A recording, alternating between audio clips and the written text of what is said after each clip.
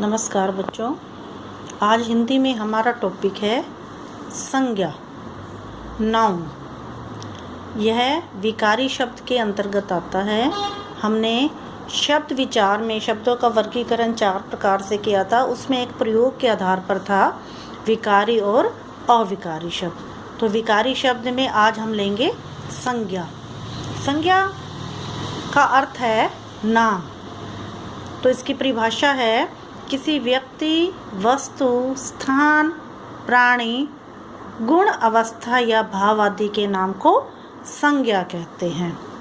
चाहे वो नाम किसी व्यक्ति का हो, वस्तु का हो, स्थान का हो, प्राणी का हो या हमारे गुण, अवस्था, दोष, भाव का हो, उसे हम संज्ञा कहते हैं। इसे हम ये कह सकते हैं कि इस संसार में जितने भी वस्तुओं के नाम हैं वो सब संज्ञा ही हैं। तो इसके देखिए उदाहरण। अब व्यक्तियों के नाम में देखो, ये व्यक्ति के नाम लिखा हुआ है सचिन, जवाहरलाल नेहरू, तुलसीदास। वस्तुओं के नाम में आ जाएगा चारपाई, पंखा, घड़ी, बोर्ड या हमारे आसपास या घर में जितनी भी वस्तुओं के नाम हैं। स्थान के नाम में आ जाएगा दिल्ली, पंजाब, भोपाल। प्राणी में आ जाएगा तितली, मछली, पक्षी, कुत्ता या जितने भी कीट पतंगे हैं। गुणों के नाम में आ जाएगा ईमानदारी, होशियारी, कड़वापन। भाव में आ जाएगा दया, क्रोध, करुणा, प्रसन्नता। और अवस्थाओं के नाम में आ जाएगा बचपन, बुढ़ापा, जवानी। तो इन सब के नाम को हम संज्ञा कहते हैं। अब संज्ञा के 3 भेद हैं। मुख्य रूप से संज्ञा के 3 भेद हैं या संज्ञा के 3 प्रकार हैं।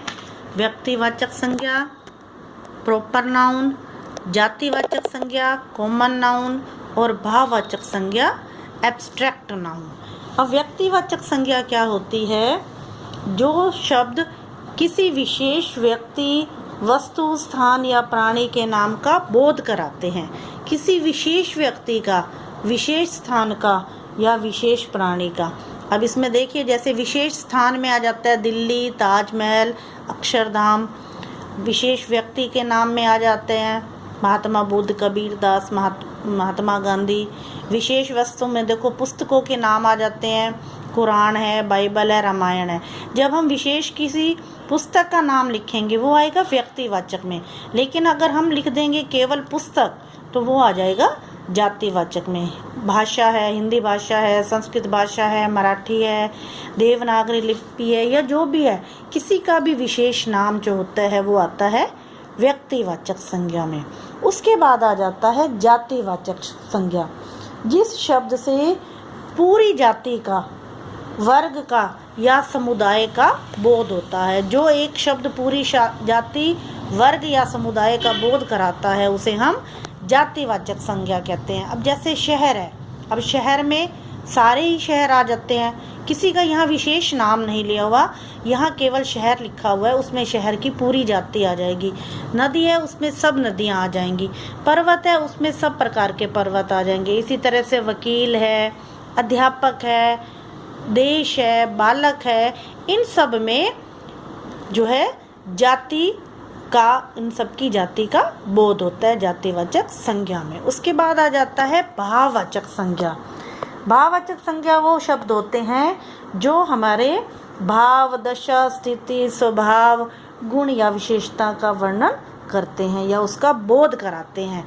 जैसे वीरता, अमीरी, गरीबी, जवानी, बुढ़ापा, दया, प्रसन्नता, सुख, दुख, मान, अपमान, उदारता, गर्मी, ये सभी जो हैं भाववाचक संज्ञा के अंतर्गत आते हैं। अंग्रेजी व्याकरण के प्रभाव के कारण संज्ञा के 2 और भी भेद माने जाते हैं। वैसे तो मुख्य रूप से तो 3 ही भेद हैं, लेकिन 2 भेद हम इसमें हिंदी में और माने जाते हैं। और वो 2 भेद जातिवाचक संज्ञा के अंतर्गत आते हैं।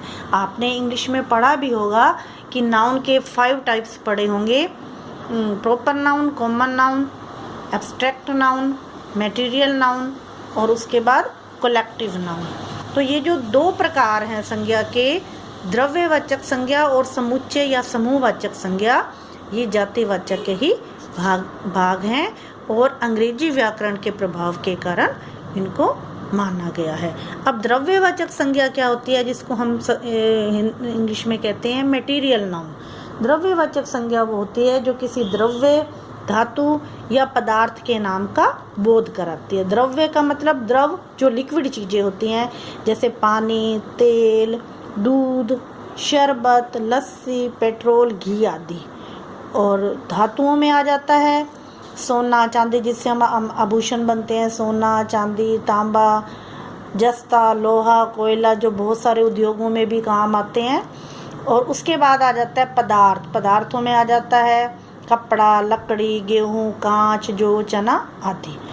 उसके बाद आ जाता है समुच्चयवाचक या समूहवाचक संज्ञा, जिसको हम कहते हैं कलेक्टिव नाउन। जैसा कि नाम से ही पता चल रहा है, समूह मतलब ग्रुप।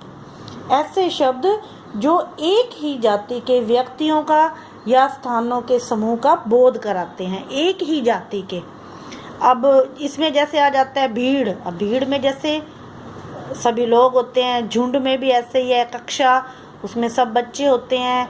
सेना, उसमें हर तरह के सैनिक होते हैं, सब एक जैसे। दल, जनता, गुच्छा, परिवार, पुलिस, टीम, सभा आदि, ये सब समूहवाचक संज्ञा के उदाहरण हैं। अब कई बच्चों को इस बात में कन्फ्यूज़न होता है कि जातिवाचक और समूहवाचक संज्ञा में क्या अंतर है। अब जातिवाचक संज्ञा वो संज्ञा होती है जिस शब्द से पूरी जाति का बोध होता है, और समूहवाचक शब्द वो होते हैं जो एक ही जाति के व्यक्तियों या स्थानों का समूह। समूहवाचक में बहुत सारे होते हैं, उनका समूह होता है, जबकि जातिवाचक में किसी एक शब्द से पूरी जाति का बोध होता है।